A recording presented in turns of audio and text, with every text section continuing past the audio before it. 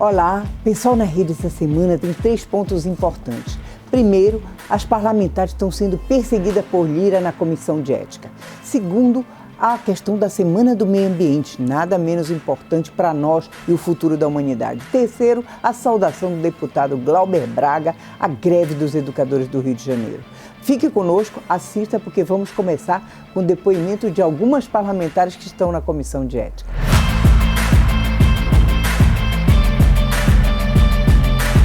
Como vocês querem ser lembrados nesse Brasil tão diverso? O povo brasileiro que tem origem de sangue indígena nas veias ou que tem origem de sangue indígena nas mãos? O PL, que é o partido do Bolsonaro, entrou no Conselho de Ética pedindo a cassação do meu mandato e dos mandatos das deputadas Fernanda Melchior, Natalília Petroni, Célia Chacriabá e também de 2 deputadas do PT, a Juliana Cardoso e a Érica Cocai. O motivo que eles alegam é o fato de que no dia da votação do marco temporal na Câmara, nós entoamos palavras de ordem que eles julgam agressivas de indignação contra o marco temporal. Completamente descabido, mas não é um fato isolado. Quem está acompanhando a CPI do MST também vê que a todo momento eu tenho a minha fala interrompida e o microfone cortado. A gente sabe que o objetivo dessa CPI é tentar tirar a atenção dos verdadeiros crimes que foram cometidos no nosso país. Na tentativa de golpe de Estado no dia 8 de janeiro, na rachadinha do gabinete dos filhos do Bolsonaro, da esposa do... Ok, tá bom, deputada, obrigado. É mais uma tentativa autoritária e misógina de silenciamento das nossas vozes e eles acham que com isso a gente vai diminuir o tom, vai repensar as nossas ações, vai deixar de lutar. Estão completamente enganados. A gente já está com uma campanha com abaixo-assinado nas redes sociais que está muito forte e é muito importante o engajamento de todo mundo contra essa arbitrariedade que andou muito rápido no Conselho de Ética. Em 24 horas já estava sendo pautado, sendo que, por exemplo, o pedido de cassação dos deputados diretamente envolvidos nos atos golpistas do 8 de janeiro estão ali paralisados há meses. Gravíssimo e a gente não vai deixar passar barato. Oi gente, Fernanda Melchiona. Como vocês viram, o PL, que não esconde o seu machismo e a sua misoginia, esses mesmos que atacaram tanto os direitos dos povos indígenas, o meio ambiente, com 4 anos do governo Bolsonaro e que agora seguem atacando com um inconstitucional, ilegal, imoral, marco temporal, que é caçar os nossos mandatos, que nós denunciamos o genocídio indígena na votação relâmpago que eles fizeram da urgência do marco temporal. Além de mim, Sâmia Bonfim, Célia Chacriabá, Natalília Petroni, Juliana Cardoso e Érica Cocai estão nessa peça, que é ridícula, que eles protocolaram. Mas o engraçado é que ainda está parado lá na mesa diretora os processos de cassação dos mandatos de deputados que fomentaram e fizeram apologia aos atos golpistas do 8 de janeiro. Mas o nosso tramitou bem célere e já foi enviado para o Conselho de Ética da Câmara dos Deputados. Eles querem calar as nossas vozes, mas não nos intimidarão. Nós precisaremos de toda a solidariedade ativa para fazer a resistência e seguir com a nossa voz aqui na Câmara dos Deputados, fazendo os enfrentamentos necessários para defender o povo, para defender os indígenas, para defender o meio ambiente. Conto com vocês nessa luta e contem conosco aqui, porque certamente não nos calarão. Fascistas não passarão. Não é injúria tratar de fatos. E o fato é que o relator desta comissão é acusado de fraudar mapas. Tem relação com garimpo ilegal. Na época em que era ministro do meio ambiente, em que foi reportado sobre madeira ilegal, ele nem ligou porque não defende o meio ambiente. Então, contra fatos não há argumento. De a mesa para a extração da fala da deputada para representação à comissão de ética. Fique à vontade. O senhor é ou não é acusado pela Polícia Federal? Agora, pessoal na rede vai falar sobre a Semana do Meio Ambiente, o que passou por aí. Primeiro, o vereador Robério Paulino, lá do Rio Grande do Norte, da capital. Depois, Guilherme Prado, de Santos, outro ecossocialista. E Luana, que é companheira aqui do Rio Grande do Sul, de Novo Hamburgo. Junto com isso, nós queremos recomendar, este mês que foi lançado o Desenho Decisivo, livro de Luiz Marques, que nos chama a atenção da situação gravíssima que passa a humanidade e o nosso planeta.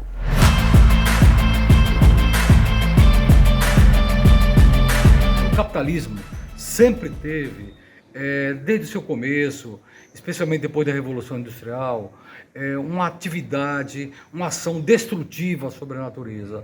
A preocupação do capitalismo, o objetivo é exclusivamente o lucro. Não se preocupa com a vida, não se preocupa com a natureza, não se preocupa com a sobrevivência do planeta, né? O capitalismo é predatório, é destrutivo em si. É evidente que isso vem aumentando, né? Vem aumentando desde o começo do século XX e particularmente depois de 2009, esse papel destrutivo vem se agravando. Mas veja, você pergunta o que nós podemos fazer. Primeiro, entender o problema. A crise ambiental é muito grave, não é conversa, exagero de ambientalista. A temperatura média do planeta aumentou 1 grau desde o começo do século XX, 1 grau, com picos de temperatura muito mais altos, né? Os polos do planeta têm derretido. O Polo Norte, Berna, não tem terra embaixo, é só gelo. Há 50 anos, a espessura, a grossura dessa camada de gelo era 4 metros, hoje está em 2. As geleiras também têm derretido. Essa água toda está indo para onde? A água está indo para o mar. Aqui em Natal, no mundo inteiro, o mar tem subido 4 milímetros por ano. Vai subir 4 centímetros em 10 anos, 8 centímetros em 20 anos. Muitas áreas, países como a Holanda, cidades aqui no Rio Grande do Norte como Macau, outras áreas mais costeiras, tendem a desaparecer, tendem a ser alagadas, né? Muitas casas do nosso litoral aqui no Rio Grande do Norte tem os alicerces comidos, furados, o mar está avançando. E no sertão nosso, aqui no Nordeste brasileiro, o que nós vemos? Um processo muito rápido de desertificação. Na Amazônia, o desmatamento, né, para criar boi, né, no sul do Pará, na Amazônia, no Pantanal, desmatamento para fazer pastagem para gado, para alimentar uma população de 8 bilhões de seres humanos. Nós chegamos a 8 bilhões, a população humana já chegou agora na virada do ano passado para esse ano, a 8 bilhões de pessoas. A gente tem que ser alimentado e o capital quer lucro, né? Quer produzir para ter lucro.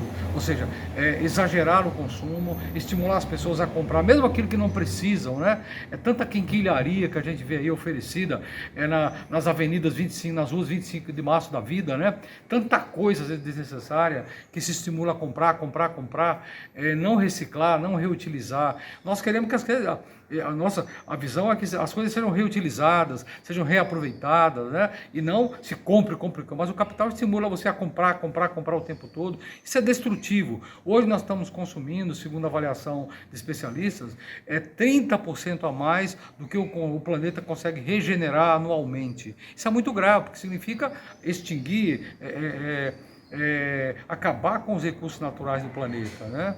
É muito grave a situação. Então o problema é romper esse ciclo, alterar esse curso enquanto é tempo. Nós estamos correndo literalmente contra o tempo para evitar um desastre imenso.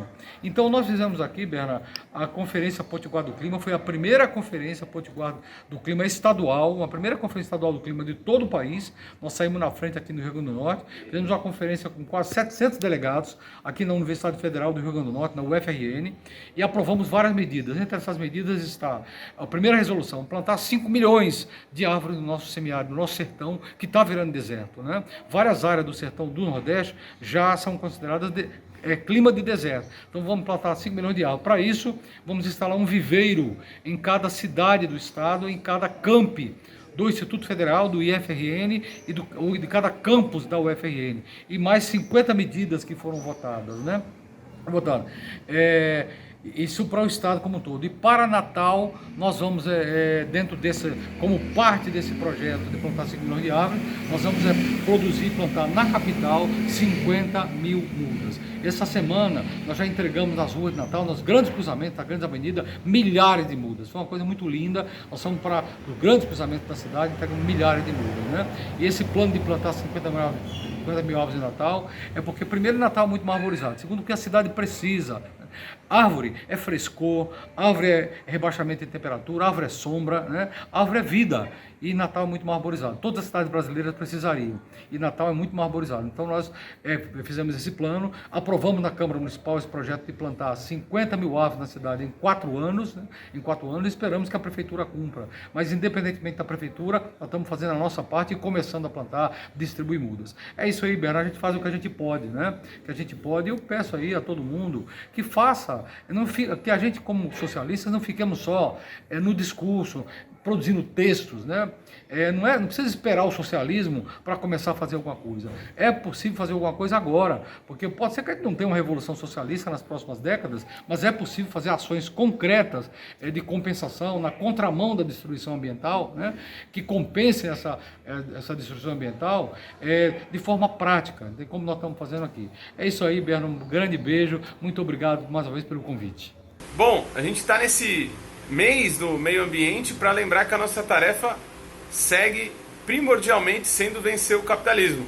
A gente está diante de um sistema que jamais pode operar sobre reciprocidade, algo que é central para a sustentabilidade do planeta. O capitalismo sempre precisa tirar mais do que devolve, seja o trabalhador com a mais-valia, com a destruição do estado de bem-estar social, das aposentadorias, algo que a gente viu cada vez mais desenfreado depois de 2008, seja por meio da destruição da natureza, sempre retirando mais do solo, né? Quase 1/4 das terras agricultáveis do mundo estão com queda de produtividade e com sobreuso de agrotóxico. Isso tudo é muito perigoso. A gente está vendo uma grande aceleração na extinção de todos os seres, principalmente os polinizadores, os animais. Tudo isso consiste em uma grande ameaça para a vida humana e sociedades complexas na Terra. Isso tudo é muito complicado, ainda mais quando a gente vê que a economia mundial consome quase 2 planetas por ano, cerca de 1,7 ou até 1,8, como diz o dado da pegada ecológica. Bom, se a gente já produz tanto e ao mesmo tempo a gente tem tanta destruição e tanta pobreza, talvez a tarefa não se dê bem como a própria esquerda pensava um dia, e muito menos como o setor que postula o crescimento verde também diz, falando que a tecnologia vai nos salvar. A tarefa vai ser totalmente ao contrário. A tarefa vai ser reduzir a nossa pegada ecológica, o metabolismo da economia, em alguma medida diminuir o tamanho da economia dos países desenvolvidos, que vão ter que definir suas prioridades, ao mesmo tempo redistribuindo radicalmente e abrindo espaço para os países ditos subdesenvolvidos poderem suprir as demandas da sua população. Isso nós, principalmente ecossocialistas, defendemos como a ideia de decrescimento. Uma ideia socialista também.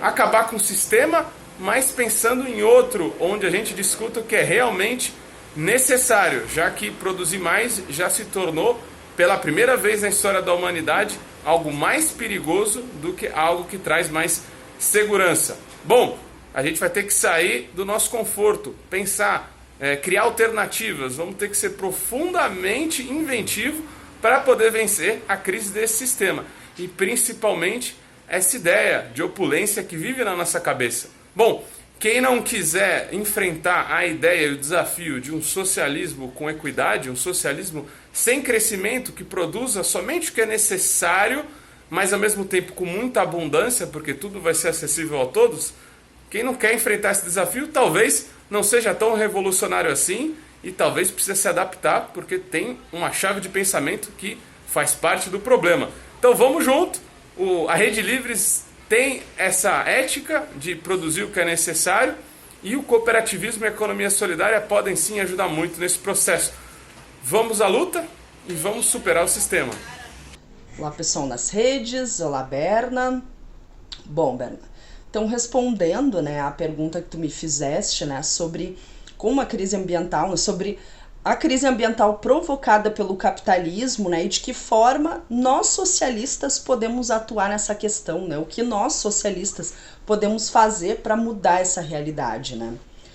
Bom, primeiramente, né, vou falar como nós socialistas e também ecossocialistas, né, do PSOL, como nós temos mudado essa realidade. Primeiro, né, que nós temos combatentes, né, guerreiras e guerreiros lá, principalmente no Congresso Nacional, lutando contra a bancada do agronegócio, né, lutando contra aquela extrema-direita que é a favor da destruição do nosso planeta, né, a favor da destruição de todas as formas de vida que a gente conhece hoje, né?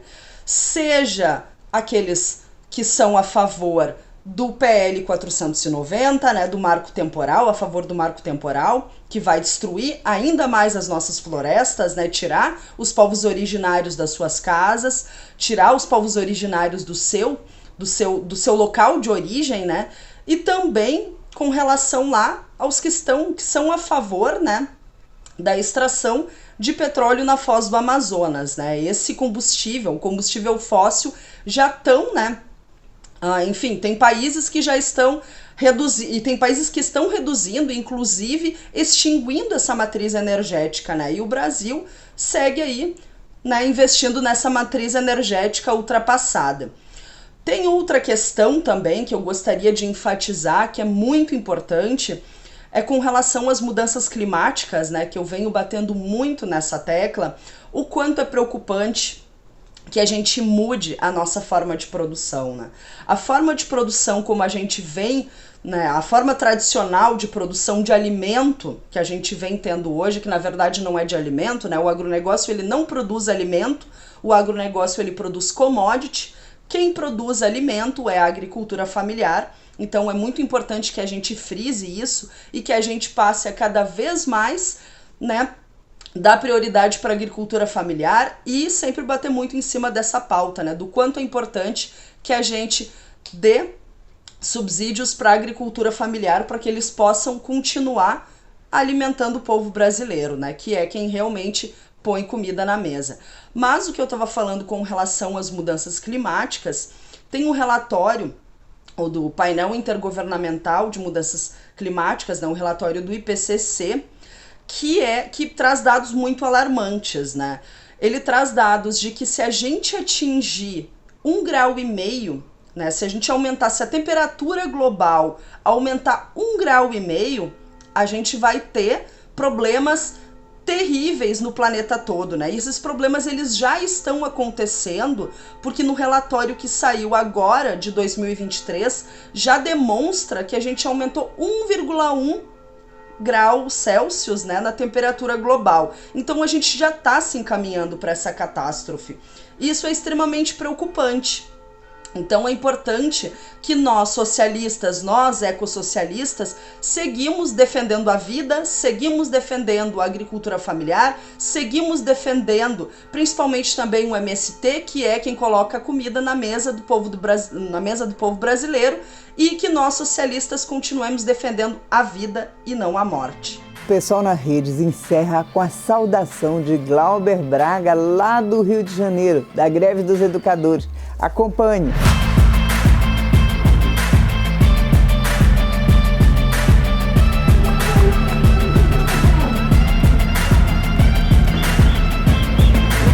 Camaradas, companheiros e companheiras, profissionais de educação, trabalhadores da educação, professoras, professores, apoio aposentados, aposentadas, a gente quer fazer aqui um agradecimento a cada um e a cada uma de vocês.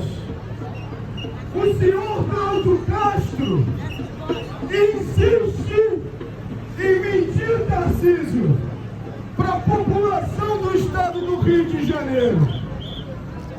Vem com a conversinha fiada de que não tem dinheiro para pagar os compromissos que o Estado deve aos profissionais de educação. Mentira, mentira, mentira! 1000 vezes mentira! Todos nós sabemos que parte significativa dos recursos para pagar e para garantir a educação pública do Estado do Rio de Janeiro vem por parte da União. E o senhor Cláudio Castro, no período da campanha eleitoral e nos anos anteriores à própria campanha, não teve nenhuma dificuldade em arrumar todo tipo de carro e de esquema para os seus apaniguados. Governador como Cláudio Castro, o que faz é ter de forma permanente a educação pública como inimiga. O que você Janeiro está servindo como exemplo para todo o Brasil, para que essa luta contra aqueles que querem destruir a educação pública não prevaleça. Então, camaradas, por aí eu termino para dizer que não se pede, senhor Cláudio Castro, nenhum favor. O que se pede é pagamento do piso com pagamento do plano de carreira. O que se pede é garantia para os aposentados. O que se pede é garantia para o conjunto daqueles que trabalham na parte administrativa também. A nossa solidariedade às cozinheiras escolares de Niterói, que estão também fazendo uma luta fundamental e importante nesse momento pela revogação desse novo ensino médio que tenta deixar de joelhos a educação pública. E além disso, toda a nossa solidariedade aos camaradas de Duque de Caxias e de todos os municípios que nesse momento se levantam para dizer não aos destruidores da educação. Vou baixar aqui para o É bom que eu vou diminuir o tom um pouquinho, mas vou terminar aqui o recado, esse recado de agradecimento, dizendo que essa luta tem que ser contra qualquer tentativa também de desconstitucionalização de recursos para a saúde e para a educação pública. E nesse momento, dizer em alto e bom som, governador caloteiro, senhor Cláudio Castro, pague o que deve à educação pública do Rio de Janeiro. Um grande abraço.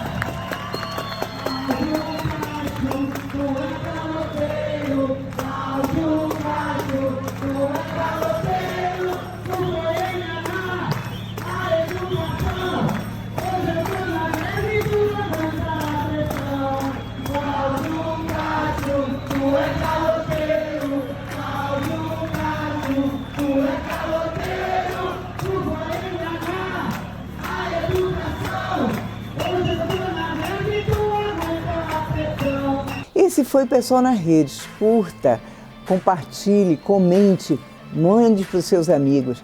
Vamos acompanhar o Pessoal nas Redes.